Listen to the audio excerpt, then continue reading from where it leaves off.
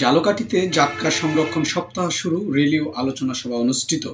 শফিকুল ইসলাম হিরুর প্রতিবেদনে দেখুন বিস্তারিত। জাটকা ধরা বন্ধ হলে ইলিশ উঠবে জাল ভরে, এই প্রতিপাদ্যকে সামনে রেখে ঝালকাঠিতে জাটকা সংরক্ষণ সপ্তাহ শুরু হয়েছে। আপনি কি প্রবাসে গিয়ে স্বাবলম্বী হতে চান?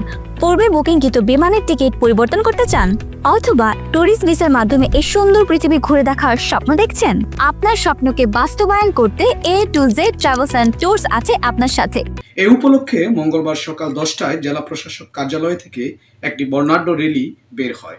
রেলিটি প্রধান সড়ক প্রদক্ষিণ করে জেলা শিল্পকলা একাডেমিতে গিয়ে শেষ হয়। জেলা প্রশাসক আশরাফুর রহমান বেলুন উড়িয়ে জাটকা সংরক্ষণ সপ্তাহ উদ্বোধন করেন। পরে শিল্পকলা একাডেমিতে অনুষ্ঠিত আলোচনা সভায় প্রধান অতিথি ছিলেন প্রশাসক আশরাফুর রহমান।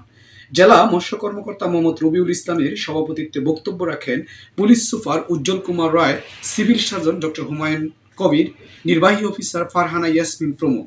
পরে সংরক্ষণ সপ্তাহ উপলক্ষে অনুষ্ঠিত সাঁতার প্রতিযোগিতায় বিজয়ীদের মাঝে পুরস্কার বিতরণ করেন জেলা প্রশাসক। বক্তারা এই সপ্তাহের জাটকা আহরণ বন্ধ রেখে দেশের ইলিশ মাছের উৎপাদন বৃদ্ধিতে সহায়তা করার জন্য জেলেদের প্রতি আহ্বান জানান।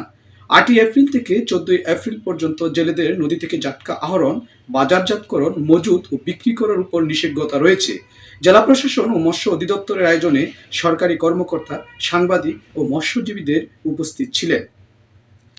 10 ইঞ্চির ছোট জাটকা ধরা নিষেধ থাকে।